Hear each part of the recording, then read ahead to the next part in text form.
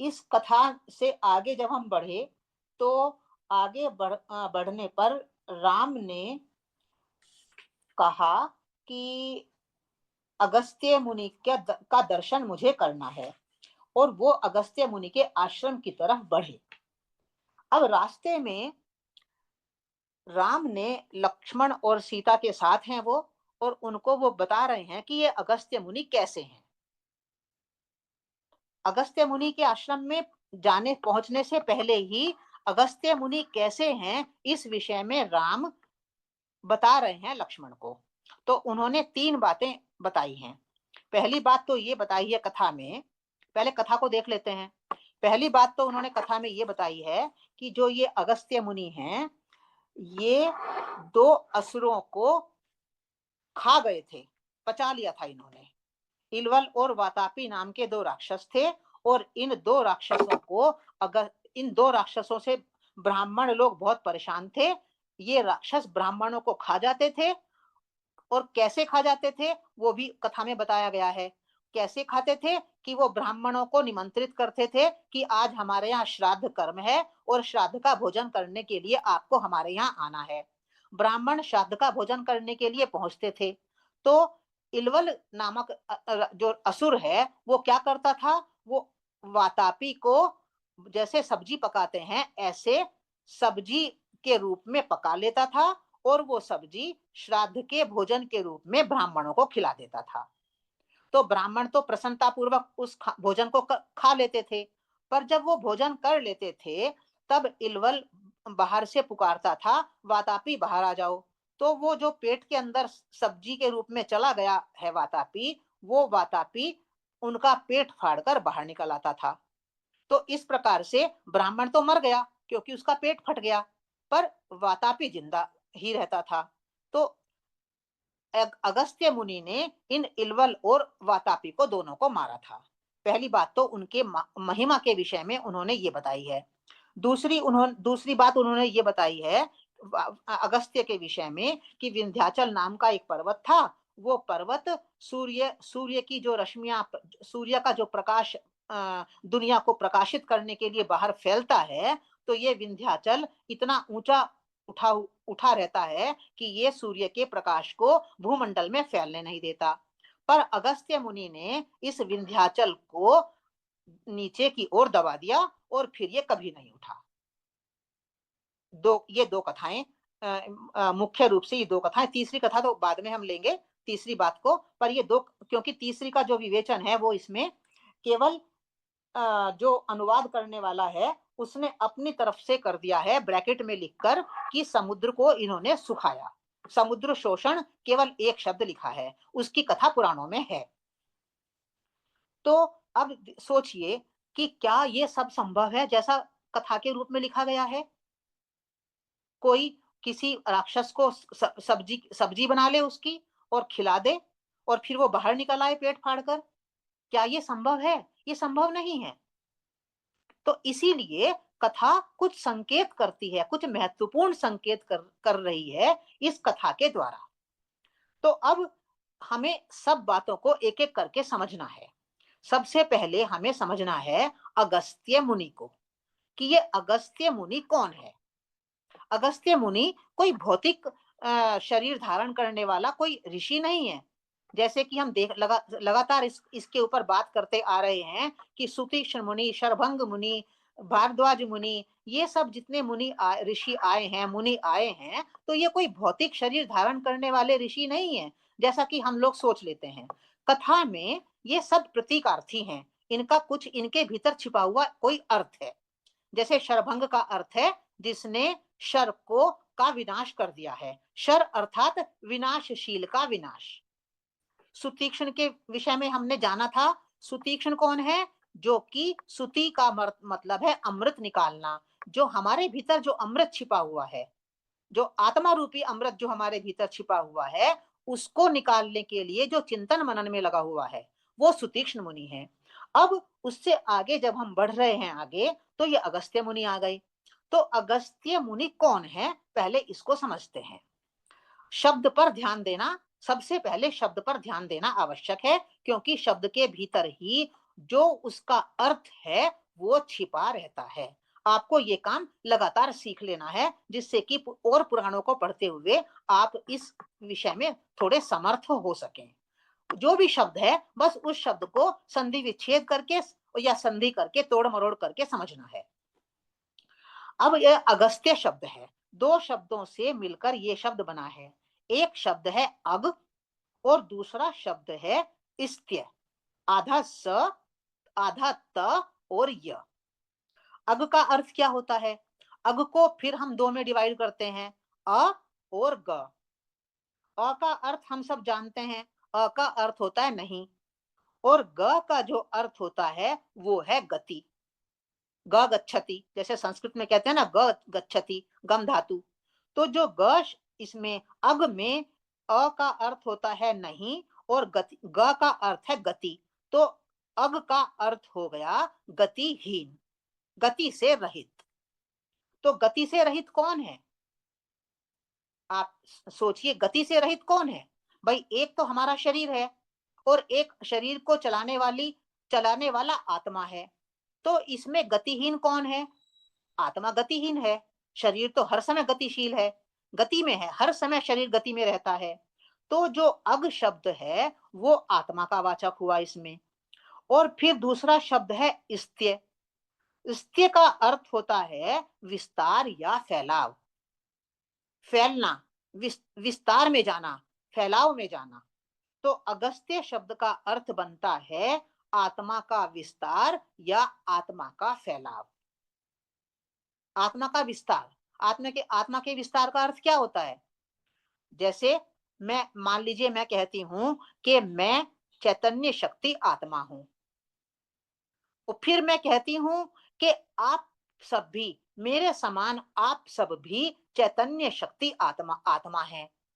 तो मैं आत्मा हूं और फिर आप भी आत्मा हैं। तो जब मैं कहती हूं कि आप भी वही हैं, तब इसका तात्पर्य होता है आत्मा का विस्तार, आत्मा का फैलाव।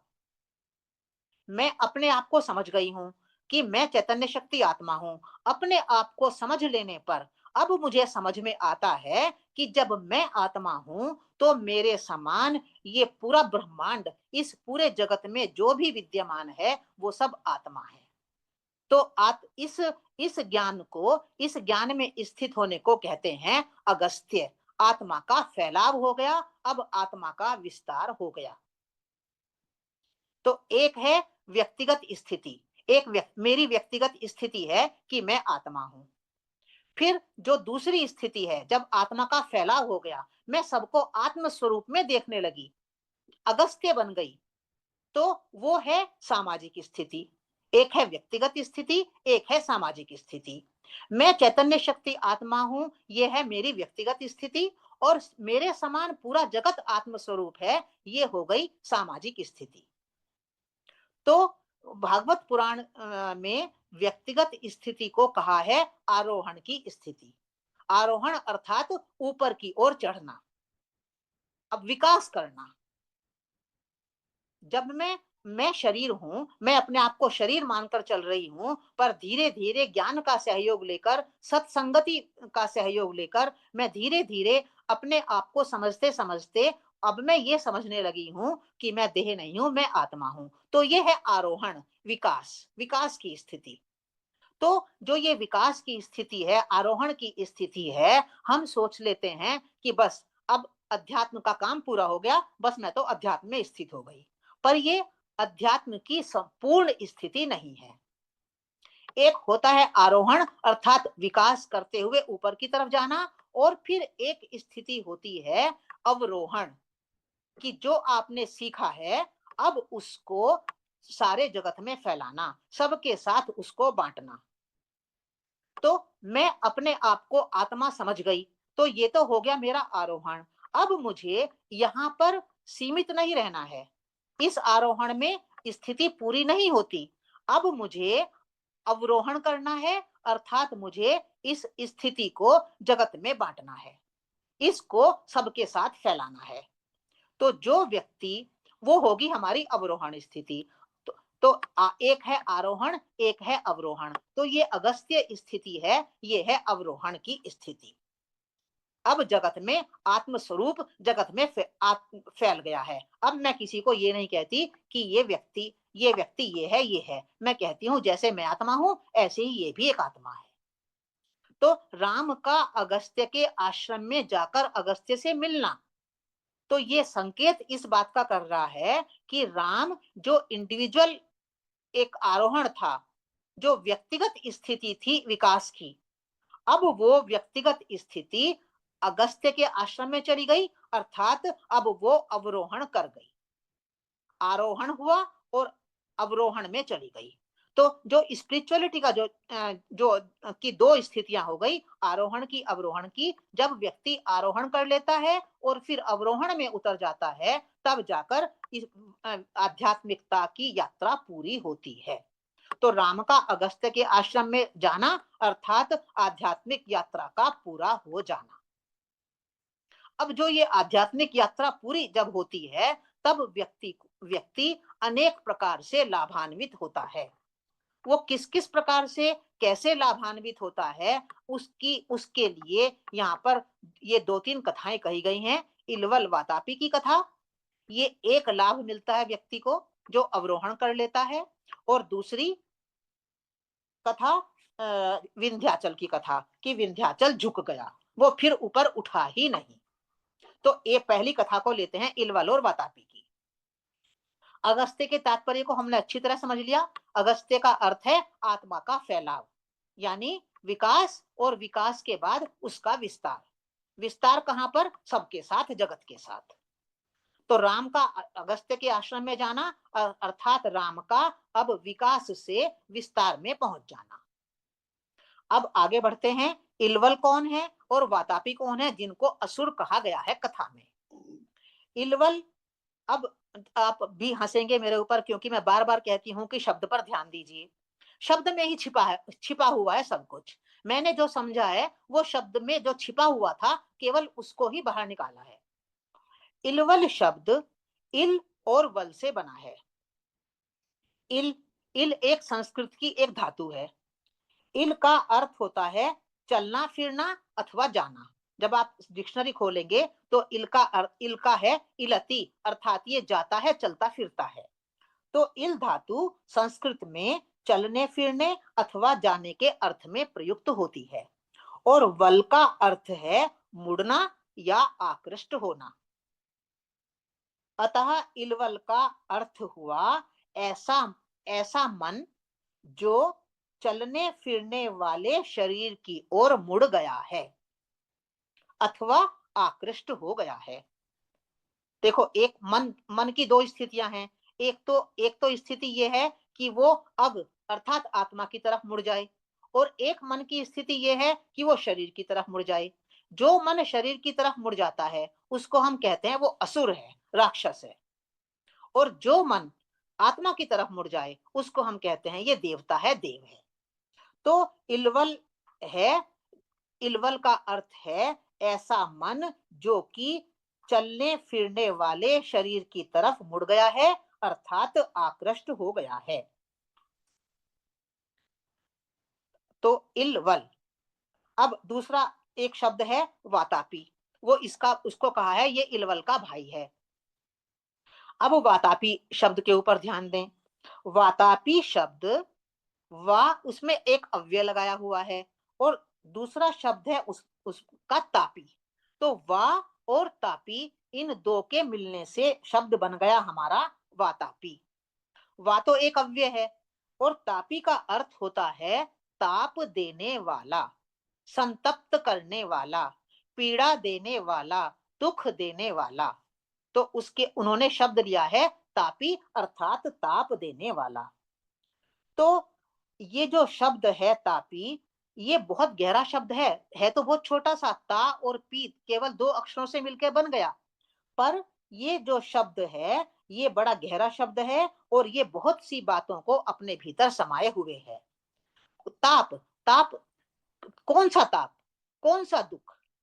तो मैं उदाहरण के 2 5 4 उदाहरण देकर इस ताप को समझाने का प्रयास करती हूँ। अपने आप को शरीर समझने के कारण जब मनुष्य अपने और पराये के भेद से युक्त हो जाता है, तब अपने लोगों के प्रति अथवा अपनी वस्तुओं के प्रति एक प्रकार की आसक्ति से युक्त हो जाता है, और ये आसक्ति ही मनुष्य को ताप अर्थात दुख प्रदान करती है। सबको करती है। तापी तापी अर्थात जो दुख प्रदान करने वाली पहली बात कौन सी है? आसक्ति। जब और आसक्ति कब होती है? जब हम देह भाव में विद्यमान रहते हैं। फिर एक और उदाहरण लेते हैं। जब हम अपने आप को शरीर समझते हैं, तब मनुष्य विभिन्न प्रकार की भूमिकाओं में आता है। हम सब लोग भिन्न भिन्न प्रकार की भूमिकाओं में हैं, पर शरीर को ही सब कुछ समझ लेने के कारण वो अपनी भूमिका को ही अपना वास्तविक स्वरूप मान लेता है। तब उस भूमिका के प्रति कही गई छोटी सी बात भी, कोई मैं माँ हूं और बेटे ने कुछ गलत बात कह दी जो मुझे अच्छी नहीं लगी, तो वो छोटी सी बात भी माँ को बहुत दुख पहुंचाने वाली बन जाती है। एक उदाहरण के रूप में बताया है मैंने कि जब हम अपनी भूमिका को ही अपना वास्तविक स्वरूप समझ लेते हैं, तब छोटी छोटी सी बात भी हमें संतप्त करने वाली, दुख देने वाली बन जाती है। और क्या है? ये इलवल का भाई है ना, इलवल का मतलब है देह भाव। तो देह भाव के साथ ताप जुड़ा हुआ है, संताप जुड़ा हुआ है। तो देह भाव में जब हम अपने आप को शरीर समझते हैं, तब तीसरी बात कौन सी है कि जब हम पारस्परिक संबंधों में रहते हैं, तब प्रत्येक संबंध में इतनी आशाएं अपेक्षाएं हमारी हो जाती हैं कि वो आशाएं अपेक्षाएं पूरी नहीं होती और वे ताप का कारण बन जाती हैं। ये तीसरी बात हो गई जब हम अपने आप को शरीर समझते हैं। और थोड़ी और एक दो बात लेते हैं। जब हम अपने आप को शरीर समझते हैं, तो हम इस भाव से बहुत गहराई से जुड़ जाते हैं कि ये चीज मुझे अच्छी लगती है, ये चीज मुझे अच्छी नहीं लगती है, ये मेरी बात पसंद की है, ये मेरी बात पसंद की नहीं है। तो जो पसंद की बात है उससे तो हमारे संबंध ठीक चलते हैं, पर जो जिसको हम पसंद नहीं करते उससे हमारी बिगड़ जाती है। वो हमारे नापसंद का व्यक्ति फिर हमें दुख प्रदान करता है।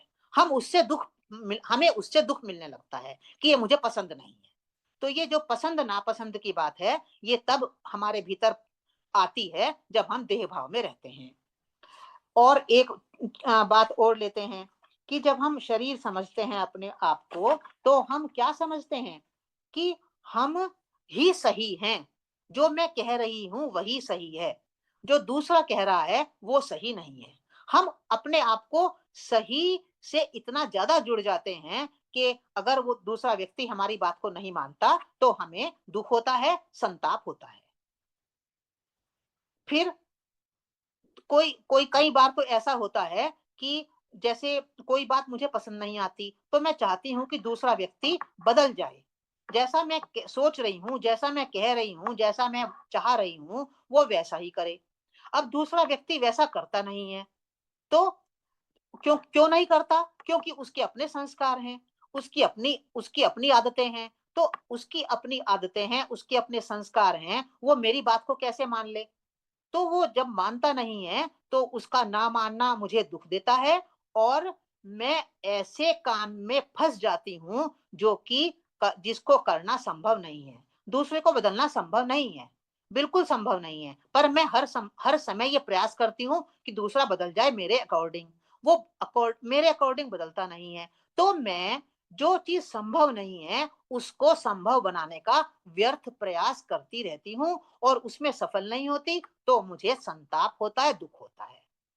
तो जो ये वातापी कहा है, तो वातापी के द्वारा वातापी, तो ये जो कोई असुर नहीं है। असुर किस लिए कहा है कि देह भाव में रहने पर मुझे संताप की प्राप्ति निरंतर होती रहती है।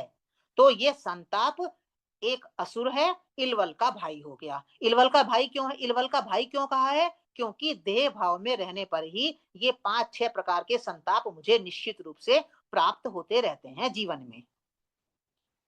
अब अब इस ये तो हो गया तापी का अर्थ, वातापी में तापी का अर्थ हो गया। अब तापी शब्द के साथ जो उन्होंने वा अव्यय को जोड़ा है, तो वा अव्यय को जोड़कर वो ये संकेत कर रहे हैं कि जो ये ताप देने वाली बातें हैं, के विषय में मैंने अभी आपको बताया, तो ये किसको ताप देती हैं? जो देह भाव में रहता है। आत्म भाव में रहने वाले व्यक्ति को ये बातें ताप नहीं देती। ये आपका सबका अनुभव होगा कि जब कुछ क्षण के लिए जब हम देह भाव से हट जाते हैं, तो किसी ने मुझे गलत बात भी कही है, तो वो मुझे संतप्त करती ही नहीं है, दुःख नहीं देती। तो वो वा अव्यय को लगाकर ये कहना चाह रहे हैं कि वातापी में ताप तभी मिलेगा जब आप देह भाव में रहोगे। यदि देह भाव से उठ गए, आप आत्म भाव में आ गए, तो ये जो तापी है, ताप देने वाली बातें हैं, ये ताप नहीं देती हैं। तो कथा, तो इस कथा में कैसे कहा गया है इसको कि नहीं, अगस्त्य नहीं, इलवल वातापी को भोजन के रूप में पकाता था और ब्राह्मणों को खिला देता था, जिससे ब्राह्मण मर जाते थे। तो मतलब खिलाना मतलब क्या? दुख को हम खा ही तो रहे हैं ना। जो अनेक प्रकार का दुख हमारे सामने आता है, तो हम दुख को अपने अंदर ले रहे हैं। अपने अंदर लेना यानी हम दुख को खा रहे हैं, हम दुख को अपने भीतर पचा रहे हैं। तो इस दुख को अपने भीतर लेना, अपने अपने और पचाना, अपने भीतर रखना, अपने पेट में रखना उसको, दुख को। तो इसको संकेतात्मक भाषा में कहा है कि इलवल वातापी को ब्राह्मणों को खिला देता था।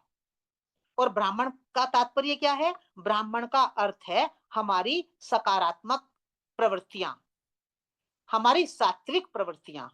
जो हमारी सात्विक प्रवृत्तियां हैं, वे हमारी नष्ट हो जाती हैं। देखो, हमने जीवन में देखा है बहुत कि सब लोग आत्म स्वरूप में स्थित तो नहीं हो जाते, वो इतना आसान नहीं है, समय लगता है। आत्म स्वरूप में स्थित होने में थोड़ा समय लगेगा, पर अधिकांश व्यक्ति सात्विक तो हो जाते हैं सत्संगति में रहकर। तो सत्संगति में रहकर व्यक्ति सात्विक हो जाता है। यदि वो आत्म भाव में स्थित नहीं हुआ, तो जो ये देह भाव में रहने के कारण जो ताप पैदा होता है, वो ताप हमारी सात्विकता को नष्ट कर देता है। इसलिए अध्यात्म में कहा जाता है कि सात्विक बनो, अच्छी बात है, पर सात्विकता से भी ऊपर उठना है। प्रकृति 3 प्रकार की है, राजसिक, तामसिक और सात्विक। सात्विकता में रहना अच्छी बात है, पर ये केवल एक पड़ाव है।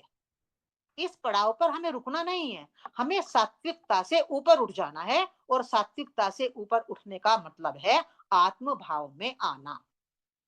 हमारे सारे शास्त्र चीख चीख कर, पुकार पुकार कर कह रहे हैं एक ही बात। आप भागवत की 20 कहानियां पढ़ो, आप रामायण की ये 40 कहानियां पढ़ोगे, सब कथाओं में, और सारे जितने पुराण हम पढ़ेंगे, सारे पुराण पुकार पुकार कर कथाओं के माध्यम से ये कह रहे हैं हमें कि आत्म भाव में स्थित होना है। आत्म भाव में स्थित होना क्यों है? स्थित इसलिए होना है कि सात्विकता को ये राक्षस नष्ट कर देते हैं। राक्षस यानी हमारे ही विकार, हमारा ही क्रोध हमारी सात्विकता को विनष्ट कर देता है। हमारा ही लोभ, हमारा ही क्रिटिसिज्म हमारी ही सात्विकता को बिगाड़ देता है। सब व्यक्ति सात्विक हैं, पर विकारों के कारण वो सात्विकता नष्ट हो जाती है। तो यहाँ ये संकेत कर रहे हैं कि इलवल और वातापी जो ये दोनों भाई हैं, इनको हमने अपने भीतर समाया हुआ है। इलवल को हमने समाया हुआ है अपने भीतर, क्योंकि हम देव भाव में रहते हैं। हमने वातापी को समाया हुआ है क्योंकि हम दुख देता है, वो दुखी रहते हैं, संताप प्राप्त होता है हमें। तो ये दोनों मिलकर क्या कर रहे हैं? ये दोनों मिलकर हमारी सात्विकता को विनष्ट कर रहे हैं। तो ये कथा में कहा गया है कि इलवल और वातापी ने ब्राह्मणों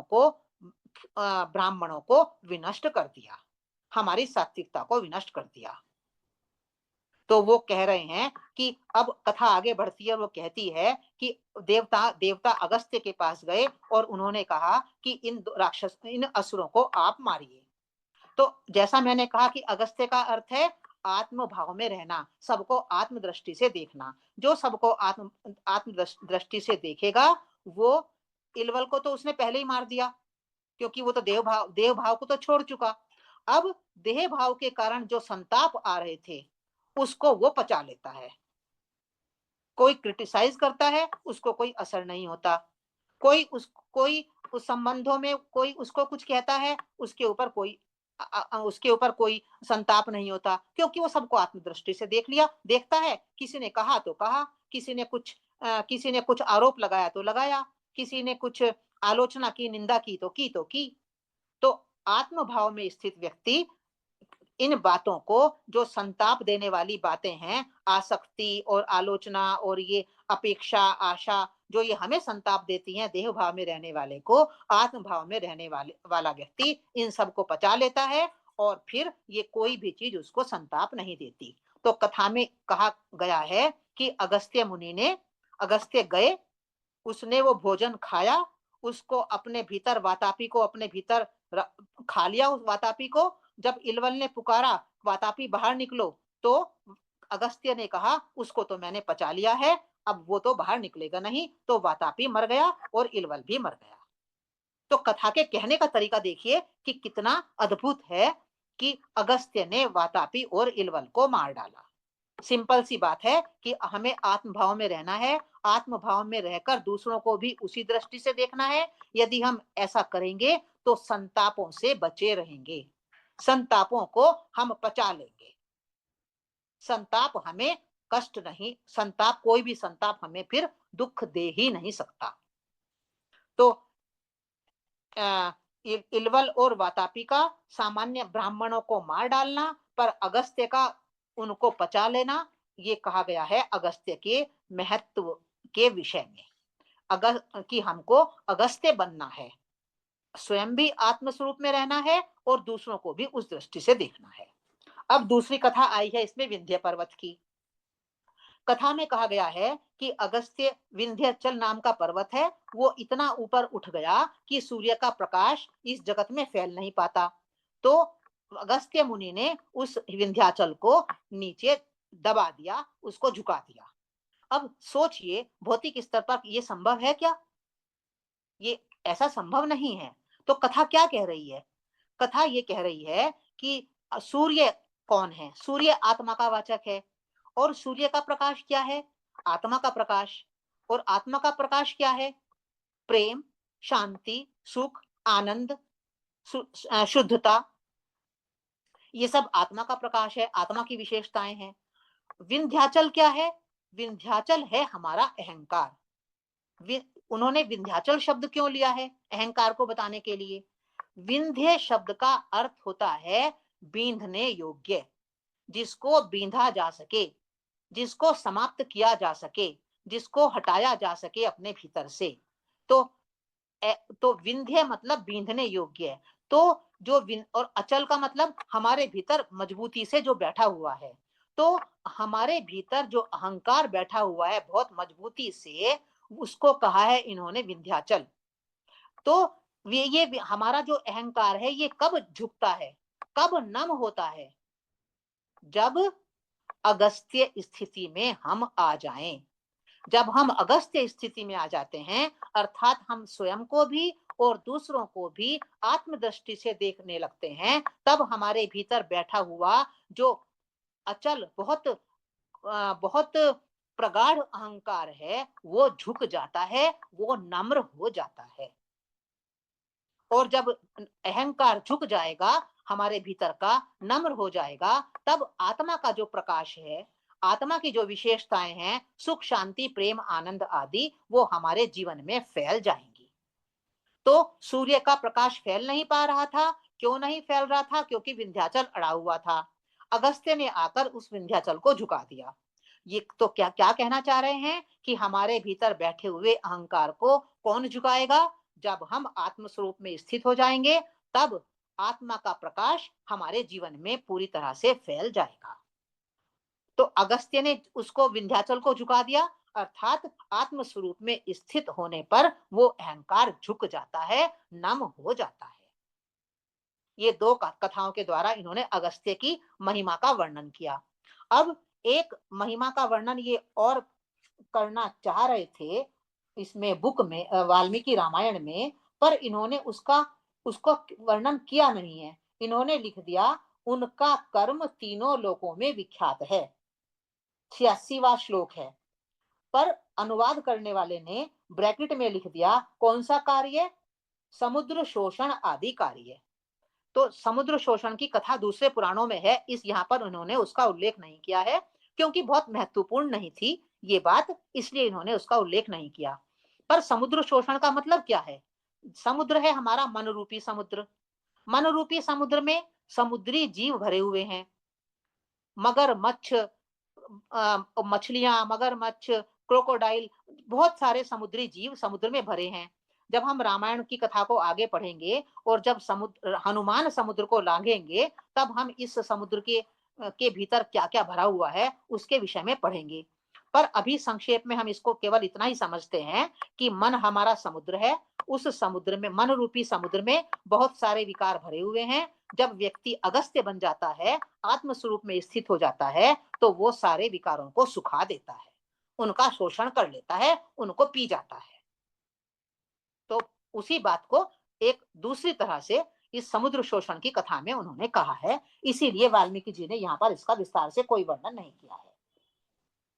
अब ये हमारा 11वें सर्ग में ये हमारी दो बातें अगस्त्य के विषय में आई थी। अब 12वां सर्ग जब हम पढ़ रहे थे तो वहां पर एक ही बात आई है कि जब राम अगस्त्य ऋषि से मिले तो अगस्त्य मुनि ने उनको प्रदान किए शस्त्र। तो उन्होंने प्रदान किए विष्णु का बनाया हुआ धनुष, विष्णु का प्रदान किया हुआ धनुष उन्होंने राम को प्रदान किया, ब्रह्मा का बाण राम को दिया, इंद्र के तूणीर दिए और तलवार दी, अगस्त्य मुनि ने राम को प्रदान की। तो जो ये विष्णु का धनुष दिया, तो विष्णु के धनुष का अर्थ क्या है, यह हमें समझना है। ब्रह्मा का बाण क्या है, इंद्र का तूणीर क्या है और ये तलवार क्या है, ये भी सब आध्यात्मिक अर्थ रखते हैं, कोई बहुत बड़ी बात नहीं है। शस्त्र अर्थात आध्यात्मिक शस्त्र, गुण रूपी शस्त्र। विष्णु कोई व्यक्ति नहीं है, हम सब जानते हैं। विष्णु जिसे हम परमात्मा कहते हैं, उसी की पालन करता जो शक्ति है उसको हमने विष्णु नाम दिया है। विष्णु नाम का उस वो शक्ति को हमने कहा है विष्णु। ब्रह्मा कोई व्यक्ति नहीं है, हम सब जानते हैं। ब्रह्मा कौन है? उस परमात्मा की जो क्रिएटिव पावर है, जो रचनात्मक शक्ति है, उसको हमने ब्रह्मा कहा है। इंद्र कौन है? इंद्रियों का जो अधिपति है, जो शुद्ध, हमारा शुद्ध पवित्र मन है, या इंद्रियों के ऊपर अधिकार रखने वाली जो हमारी शक्ति है, उसको हमने इंद्र कहा है। इंद्र कोई व्यक्ति नहीं है। फिर तलवार, तलवार तो हम जानते ही हैं कि ज्ञान रूपी तलवार, ज्ञान की तलवार, जिससे हम किसी भी बुराई को काट सकते हैं। तो अगस्त्य ने राम को विष्णु का धनुष दिया। तो धनुष को हमें समझना है क्योंकि शास्त्रों में दो धनुष आए हैं, एक शिव का धनुष और एक विष्णु का धनुष। शिव के धनुष को तो आप जानते हो, जब राम सीता का विवाह कथा में आया है कि जब सीता का विवाह होना था और धनुष को तोड़ रखा हुआ था उनके पास, शिव धनुष रखा हुआ था, तो राम ने उस शिव धनुष को तोड़ा था। तो शिव का धनुष था वो। और यहाँ पर बात आ रही है विष्णु के धनुष की। तो जो शिव का धनुष कौन सा होता है? देह से जुड़ा हुआ मन शिव धनुष कहलाता है, और आत्मा से जुड़ा हुआ जो मन होता है वो विष्णु धनुष कहलाता है। मन है धनुष। इस मन रूपी धनुष के ऊपर उपनिषदों में आया है कि मन रूपी धनुष के ऊपर हमें संकल्प रूपी बाण को रखकर लक्ष्य का संधान करना है। धनुष अर्थात मन, संकल्प अर्थात बाण, और हमें लक्ष्य क्या है हमारा? वो है हमारा लक्ष्य संधान। तो जो आत्म भाव से जो मन जुड़ गया है उसको कहते हैं विष्णु धनुष। तो अगस्त्य ने दिया राम को कि आप इस धनुष को ग्रहण कीजिए, अर्थात आपका मन आत्मा से जुड़ा हुआ है, और प्रतीकात्मक रूप में यहाँ पर कह दिया है कि ये विष्णु धनुष उन्होंने राम को दिया। अब ब्रह्मा का बाण दिया, तो बाण का, जैसे मैंने कहा, बाण का अर्थ है संकल्प। तो संकल्प, जो श्रेष्ठ दिव्य संकल्प होते हैं, वो अगस्त्य प्रदान कर रहे हैं राम को। तो राम, अगस्त्य का अर्थ है कि जो आत्म स्वरूप के फैलाव में स्थित हो गया, तो उसके जो संकल्प होते हैं वो दिव्य हो जाते हैं। तो दिव्य संकल्प दिए, उसको इन्होंने प्रतीकात्मक भाषा में कहा है कि बाण, ब्रह्मा के बाण अगस्त्य मुनि ने राम को दिए। फिर उन्होंने कहा है कि इंद्र के तूणीर दिए। तो इंद्र हमारा शुद्ध मन हमारा इंद्र है। और संकल्प कहाँ रखे जाते हैं? हम संकल्पों को कहाँ रखते हैं? अपने मन के भीतर, अपनी बुद्धि के भीतर। तो तूणीर है हमारे मन बुद्धि, जिसमें कि हम अपने दिव्य संकल्पों को रखते हैं। और तलवार तो आप जानते हैं, ज्ञान की तलवार। तो ये प्रतीकात्मक रूप में कहा जा रहा है कि जब राम अगस्त्य से मिलते हैं, अर्थात जब व्यक्तिगत स्तर पर व्यक्ति अपने वास्तविक स्वरूप को पहचान लेता है और अगस्त्य से मिलता है, अर्थात सबको आत्मदृष्टि से देखने लगता है, तब उसको ऐसे मन की प्राप्ति हो जाती है जो कि आत्मा से जुड़ा रहता है। उसके संकल्प श्रेष्ठ और दिव्य हो जाते हैं। उसके मन बुद्धि में श्रेष्ठ संकल्प भरे रहते हैं और उसके पास ज्ञान की तलवार हमेशा विद्यमान रहती है। तो शस्त्रों के द्वारा एक छोटी सी बात केवल संकेतात्मक रूप में उन्होंने बताई है। अब जो हमारा ये अगस्त्य का पूरा प्रकरण है, ये इन 2 अध्यायों में पूरा हो गया है।